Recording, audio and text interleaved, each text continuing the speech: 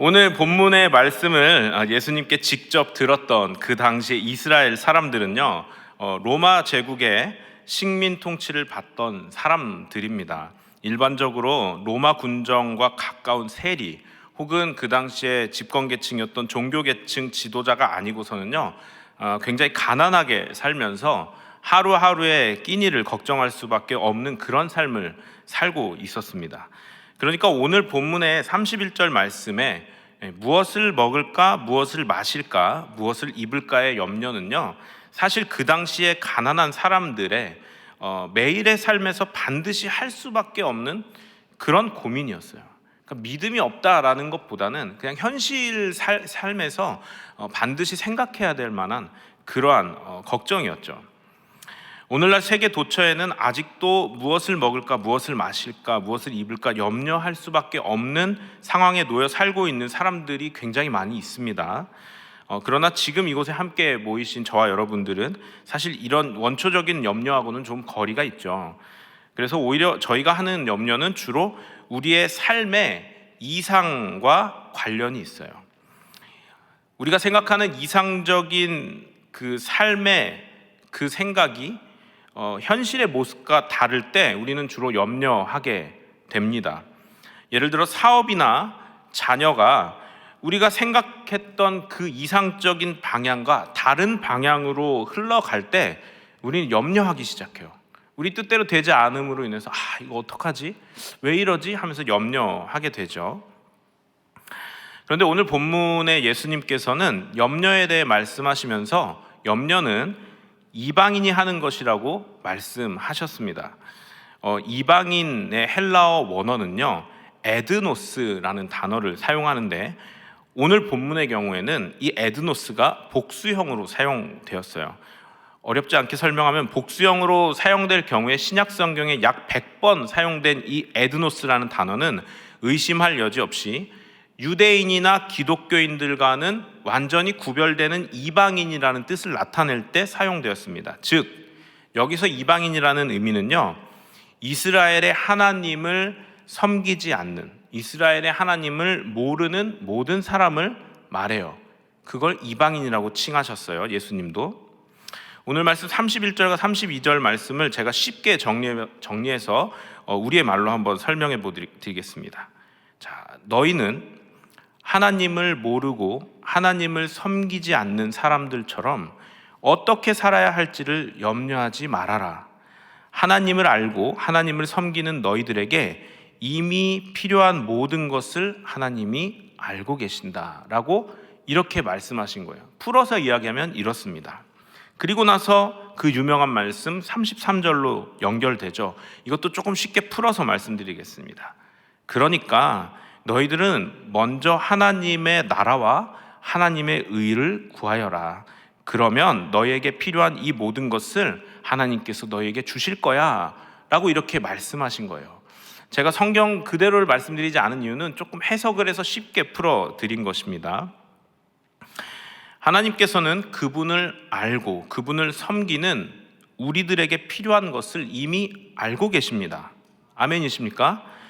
그 필요한 것을 우리가 받을 수 있는 방법에 대해서 하나님께서 분명하게 제시하셨어요. 예수님께서 이렇게 말씀하시죠. 그 선행 구절이 무엇입니까? 먼저 하나님의 나라와 하나님의 의를 구하라. 그리하면 너희에게 필요한 모든 것을 채우실 거야 라고 말씀하시죠.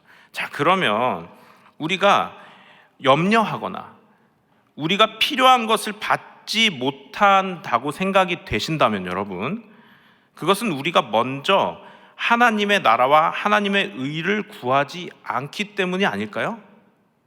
선행구절에 이렇게 하면 이렇게 될 거야 라고 하셨는데 이렇게 될 거야를 지금 저희가 못 받고 있다고 한다면 선행구절이 안 이루어지니까 저희들이 못 받고 있는 거라는 거예요. 근데 여기서 우리가 한 가지 짚고 넘어야 될 게 있습니다. 자, 하나님께서 선행구절이 성립이 됐을 때 우리에게 주신다고 하신 것은 우리에게 필요한 것을 주신다 하셨어요. 그런데 보통 우리는 가지고 싶어 한 것을 생각한단 말이에요.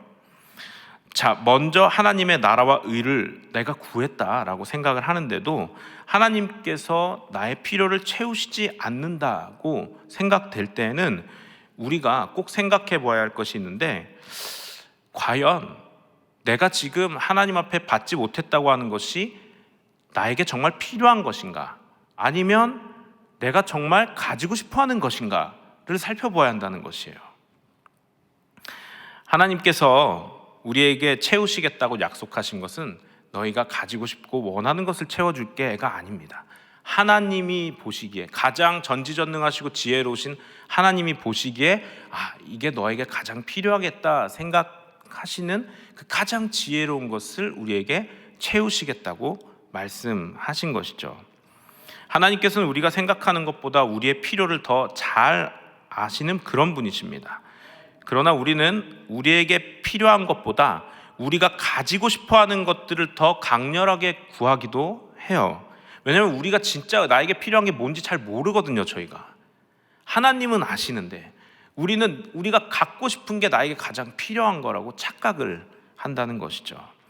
우리에게 필요한 것을 사실 이미 채워주셨음에도 불구하고 우리가 가지고 싶고 원하는 것이 채워지지 않아서 하나님께서 나의 필요를 채우시지 않아, 먼저 그 나라의 의를 구한 것 같은데 채우시지 않아라고 생각하시는 분이 혹시 계시다면, 다시 한번 여러분에게 필요한 것인지, 여러분이 갖고 싶어하는, 어쩌면 정욕으로 구하는 것인지 한 번 더 돌아보시기를 바랍니다. 하나님께서는 이미 여러분에게 필요한 모든 것을 넘치도록 채워주셨을 수도 있습니다. 다만 우리가 모를 수도 있다는 것이죠. 자, 계속해서 예수님은 33절의 말씀의 시작을 먼저라는 단어로 시작합니다. 즉, 하나님께서 필요를 채우시는 것이 성립이 되려면 가장 먼저 정말 우선적으로 성립이 되어야 한다는 것, 바로 그의 나라와 그의 의를 구하는 것. 그러면 여러분 살펴봐야죠. 그의 나라와 그의 의를 구하는 것의 의미가 과연 무엇인가? 이게 한국어 번역의 한계로 인해서 그의 나라와 그의 의를 구하라 라는 의미가 저도 어렸을 때부터 그렇게 배웠거든요. 그의 나라와 그의 의를 위해서 기도하라 라고 혼동되기 쉬운 것 같아요. 그래서 많은 분들이 이 말씀을 하나님의 나라를 위해서 기도하면 하나님께서 우리에게 필요한 모든 것을 채우신다, 하나님의 나라를 위해 내가 뭔가 중보하면 하나님께서 우리에게 필요한 모든 것을 채우실 거야 라고 생각해서 중보기도를 엄청 열심히 해요. 하나님의 나라를 이루어 주시고 하나님의 나라를 확장되게 하시고 정말 우리 기도의 제목들을 기도하죠. 그런데 그것으로 인해서 과연 하나님이 우리를 채우시는 것인가? 생각해보면 조금 조건적이지 않나 생각이 들어요. 하나님의 나라가 잘 되기 위해 우리가 기도하면 하나님께서 우리에게 필요한 것을 채워주신다. 너무 기브 앤 테이크 느낌이 들지 않으십니까? 결론부터 말하자면 먼저 그 나라와 의를 구하는 것은 하나님의 나라가 잘 되게 기도하는 것과는 거리가 멉니다. 계속해서 살펴보죠. 전쟁이 잦았던 옛날 유럽에는요, 국경이 자주 바뀌었답니다. 그렇겠죠. 하루 이틀 지나서 전쟁 왔다 갔다 하면 국경 근처에 살았던 사람들은 국경을 알 수도 없었을 거예요. 국경을 그려놓으면 얼마 안가 침략하고 또 침략이 당해서 계속해서 며칠에 한 번, 몇 달에 한 번 국경이 달라졌기 때문이죠. 그래서 그 당시에 국경의 경계가 모호한 그런 곳에서는 이 땅이 어느 나라에 속했는지를 알기 위해 그곳 사람들에게 이렇게 물어봤다고 합니다. 이보시오, 당신 왕이 누구요? 여기가 어느 나라입니까? 이렇게 물어봤다는 거예요. 국경으로 나라를 정하는 것이 아니라 뭘로 정했죠? 왕이 누구냐, 네가 섬기는 왕이 누구냐로 나라가 정해졌다는 것이죠. 그 영토가 정해졌다는 것이에요. 그때 그 사람이 선택하고 대답하는 왕이 바로 그 영토의 왕인 것입니다. 그들은 선으로 그어진 국경이 아닌 통치의 개념으로 자신의 왕과 나라를 정의했다고 합니다. 계속해서 국경이 바뀌는데 어찌 보면 그것이 합리적이죠. 오늘 본문에 구하라라는 단어의 헬라어 원어는 제테오라는 단어입니다.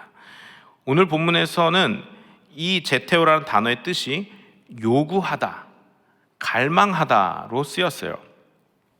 즉 그의 나라와 의를 구하라는 것의 의미는 그의 나라와 의를 요구해라, 그의 나라와 의를 갈망해라 라는 뜻이 담겨 있는 거예요.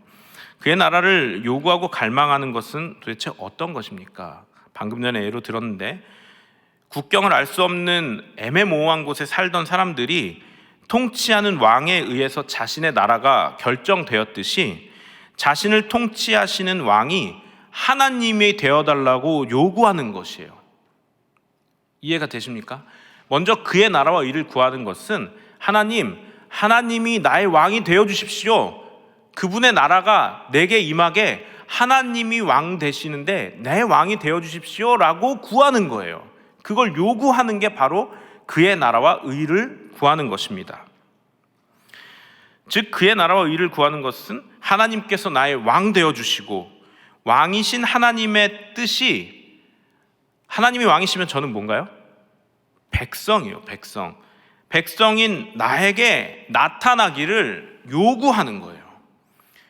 하나님, 저의 왕 되어주시고 저는 하나님의 백성 되게 해주십시오 라고 구하는 게 먼저 그 나라와 의를 구하는 것입니다. 내가 하나님의 백성이 될 테니 백성인 나를 다스려 주십시오 라고 요구하는 거예요. 그런데 중요한 것이 있죠. 백성은 왕의 통치를 받습니다. 왕은 절대 권력이에요. 왕국은요, 여러분, 민주주의가 아닙니다. 하나님은 대통령이 아니에요. 하나님은 왕이세요. 여러분, 그렇다면 무엇입니까? 왕이 죽으라면 죽고 왕이 살리면 살리는 거예요. 그게 왕의 통치입니다. 왕의 절대 권력에 백성들은 순종할 수밖에 없는 것이에요. 하나님의 백성이 될 테니 하나님께서 저의 왕이 되어주십시오라는 그 의미는 내 목숨과 인생이 왕이신 당신 것입니다. 하나님, 그러니 마음대로 하셔도 좋습니다. 나는 당신의 백성, 당신은 나의 왕이시기 때문입니다. 이런 엄청나게 심오한 의미가 담겨져 있는 거예요. 먼저 그의 나라와 의를 구하는 것에는 내 인생, 내 목숨, 내 시간, 내 재물이 다 왕이신 하나님 겁니다. 그러니까 하나님 마음대로 하셔도 됩니다. 그렇게 내어드리면서 그러니 제가 하나님 백성 되게 해주세요라고 구하는 게 그의 나라와 의를 구하는 거예요. 어떻게 여러분 그의 나라와 의를 구하시겠습니까? 여러분 포기하실 게 많으실 것 같은데 저도요. 내 인생, 목숨, 시간, 재물 다 내 맘대로 쓰는 거 아니에요. 하나님께서 쓰라고 하면 쓰고 쓰지 말라고 하면 쓰지 말고 다 주라고 하면 주고 멈춰라 그럼 멈추고 인생의 주도권을 왕이신 하나님께 넘기셔야 하는데 괜찮으시겠습니까? 저도 갈등되는데 여러분 우리가 하나님을 왕이라고 부르는 것은 그의 절대 권력 앞에 온전히 순종할 수밖에 없는 백성이 되는 것과 똑같습니다. 그래서 사실 우리의 권리는 그분께 있는 거예요. 대신 하나님께서 우리의 왕이 되시면 그분이 우리 백성인 우리들을 보호하시고 입혀주시고 다스리신다는 거죠. 한마디로 그의 나라와 그의 의를 구하는 것은 인생의 주인이 내가 아니기를 하나님께 구하는 것과 똑같습니다. 그러니까 이 기도는 나 자신을 포기하는 기도인 거예요. 그러니까 내 자신을 하나님 앞에 내 주도권, 내 삶의 주도권 하나님께 내어드렸을 때 그 선행이 되었을 때 뒤에 오는 거예요. 뭐라고 오죠? 하나님께서 너의 모든 필요를 채울 것이다. 예, 이게 이렇게 연결이 되는 겁니다. 자, 먼저 그의 나라와 그의 의를 구하라. 그리하면 이 모든 것을 너희에게 더하시리라. 조금 쉽게 바꿔서 말씀드리겠습니다. 너희는 먼저 너희 인생의 주도권을 하나님께 넘기고 왕이신 그분이 명하시는 대로 사는 백성이 되게 해달라고 구하여라. 그리하면 너희에게 필요한 모든 것을 하나님께서 채우실 것이다. 아멘. 그의 나라와 의를 구하는 기도를 드리기 위해서는요, 인생의 주도권을 하나님께 내어드릴 준비된 마음으로 드려야 합니다. 이 기도는 아무 때나 할 수 있는 기도가 아닌 거예요. 마태복음 6장 33절의 기도는 내 인생의 주도권을 왕이신 하나님께 완전히 드릴 준비가 돼 있는 사람이 온전히 드릴 수 있는 그런 기도인 것입니다. 그렇게 그분이 백성이 돼서 우리의 왕이신 하나님께서 채우시고 돌보시는 삶을 경험하기로 마음을 준비한 사람이 바로 이 기도를 올리고 그분의 백성 되고 우리의 주도권을 주님께 넘기고 그분께서 책임져 주시는 그 삶의 바운더리 안에 우리가 들어갈 수 있는 것입니다. 저는 이것을 항복이라고 부르고 싶습니다. 항복. 영어로는 surrender죠. 찬송가 51장 아시죠? 내게 있는 모든 것을 아낌없이 드리네. 예. 어렸을 때부터 헌금 찬양할 때 늘 들어오던 곡이라 이 곡이 나오면 헌금 저도 모르게 주머니에 손이 가는데 그 후렴구가 코러스 부분이 주께 드리네 주께 드리네 예요. 근데 좀 아쉬워요. 영어로 여러분 아시죠? I surrender all, I surrender all to thee my blessed Savior, I surrender all. 영어 가사로 보면 뭔가 느낌이 다르죠. 하나님 앞에 내가 완전히 항복하는 거구나. 너무 좋아서 제가 이전에 있던 교회에서 이 찬양 인도를 하면서 정말 깊이 있게 들어간 그 가운데서 주께 드리네 찬양을 했어요. 영어로 할 수는 없잖아요. 사람들이 주섬주섬 주머니에 이렇게 뒤를 막 돌아보면서 주머니에 손을 넣는 걸 헌금해야 되나? 네, 너무 안타까웠어요. 이 심오한 고백이 조금 이렇게 그 주께 드리네라는 거에 한정된 게 좀 아쉬웠어요. 여러분, surrender, 하나님 앞에 항복하는 거예요. 하나님, 저는 제가 제 의지로 할 수 있는 게 아무것도 없습니다. 네, 하나님 앞에 무릎 꿇고 항복합니다. 마음대로 하십시오. 여러분, 근데 이게 한 번만 항복하면 안 되는 거거든요. 왜냐하면 한 번 항복을 했는데 자꾸 제 삶의 주도권 하나님한테 뺏어오려고 그래요. 하고 싶은 게 있어요. 우리의 죄성이 자꾸 저를 그렇게 만들려고 그래요. 그럼 어떻게 해야 돼요? 우리가 날마다 확인해야 돼요. 잠들기 전에 새벽 기도에 나와서 내 삶의 주도권 혹시 내가 가지려고 하진 않는가? 날마다 확인해야 돼요. surrender. 내 지금 상태가 어떻지? 내가 살고 싶은 대로 살려고 하나?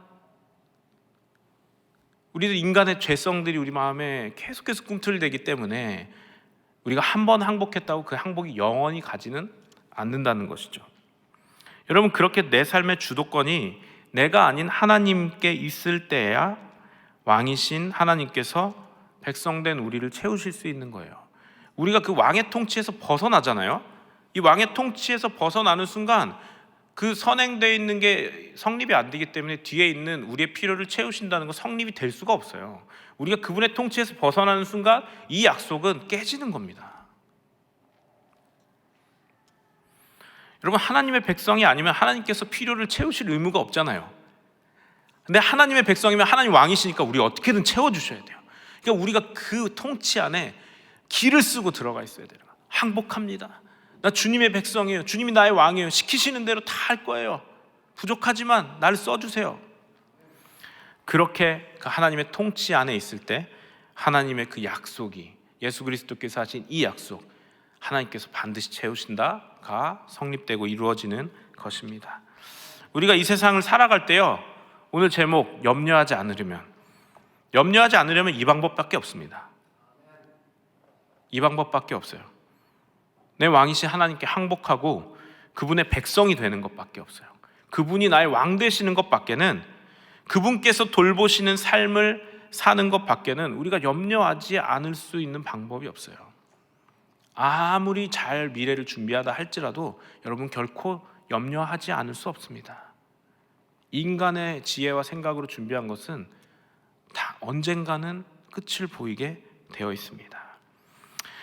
근데 여러분, 하나님을 아무리 믿는다고 하는 우리들도 먼저 그의 나라와 그의 의를 구하지 않는 사람, 그 왕의 그 통치에 우리의 주도권을 내어드리지 않는 사람은 하나님의 돌보심을 맛볼 수 없다는 것도 우리는 꼭 인정해야 되는 것입니다.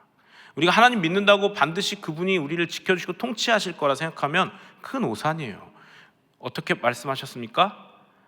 우리의 주도권을 그분께 내어드리는 사람만이 그 통치를 누릴 수 있다는 것입니다. 말씀을 마치고자 합니다. 사실 모든 그리스도인은요, 저와 여러분이죠, 그 나라와 의를 구하는 기도는 반드시 해야 합니다. 반드시. 왜냐하면 그리스도인의 정체성 자체가 예수 그리스도를 왕으로 모시고 사는 백성이기 때문에 그래요. 예수님이 우리 왕이시죠? 아멘이십니까? 그럼 우리는 예수님의 뭐가 돼요? 백성이요. 그분이 왕이시면 우리는 백성이에요. 근데 그리스도인이라는 존재 자체는 그분을 왕으로 모시고 사는 사람, 그러니까 우리는 그분의 백성이 되기 위해 그분을 당연히 왕으로 모셔야 하는 것이에요. 바로 예수님께 완전히 항복한 사람, 이게 그리스도인의 정체성입니다. 예수님께서 가라고 하시면 가고 서라고 하시면 서는 거예요. 오늘 우리가 우리의 삶을 좀 되돌아보죠.